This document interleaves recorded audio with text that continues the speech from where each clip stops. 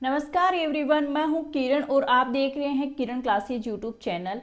तो आज के सेशन में मैं बात करने वाली हूं कि सुप्रीम कोर्ट ने दिल्ली एनसीआर के स्ट्रीट डॉग्स यानी कि आवारा कुत्तों को लेकर एक बहुत बड़ा आदेश दिया।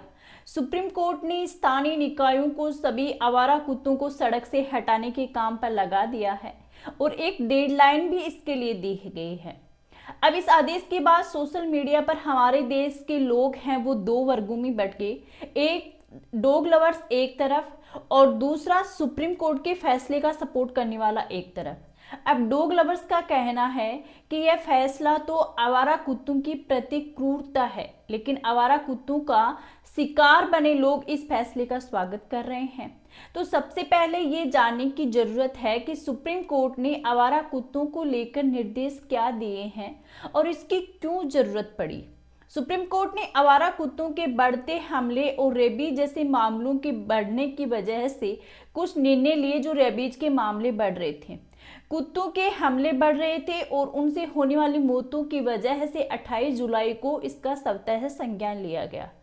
स्वतः संज्ञान और यह पूरा मामला है, मैं आपको समझा रही हूँ। फिर इसके बाद सुप्रीम कोर्ट ने निर्देश दिया कि सभी इन आवारा कुत्तों को शेल्टर होम में रखा जाए और सड़कों से हटाकर इनको शेल्टर होम में 8 दिनों के भीतर दिल्ली एनसीआर में जो है वो रखा जाए।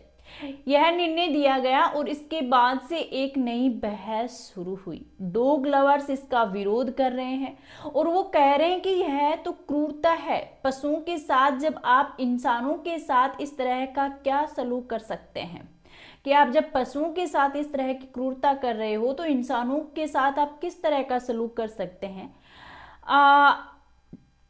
जानवरों के साथ स्पेशली जो डॉग्स के साथ आप ऐसा क्यों कर रहे हैं। लेकिन दूसरी तरफ कई लोगों ने दोनों तरह की जो है वो स्टोरीज है। दूसरी तरफ जो सामने आई, दोनों पक्षों से वो बातें सामने आई हैं। जो लोग कुत्तों के हमले का शिकार बने, जिनके परिवार के सदस्य चले गए, जिनकी छोटी छोटी बच्चियां या बच्चों को कुत्तों के झुंड ने नोच डाला, मार डाला, वो इसका समर्थन कर रहे हैं। वो कह रहे हैं कि जिंदगी ज्यादा बड़ी है या जो इंसान का बच्चा रहना ज्यादा जरूरी है या ये खुकार हैं, ये ज्यादा जिंदा रहने जरूरी हैं। तो दूसरी तरफ डॉग लवर्स वो भी हैं जो अपनी तर्कों के साथ आ रहे हैं और वो कह रहे हैं कि ये तो सबसे ज्यादा वफादार है।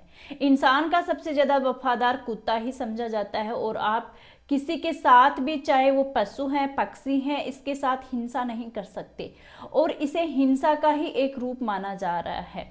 तो ये दोनों बात हैं डॉग लवर्स की, और जो सुप्रीम कोर्ट का फैसला आया है उसकी तरफ जो लोग हैं उस फैसले का जो स्वागत कर रहे हैं वो दोनों लोगों की।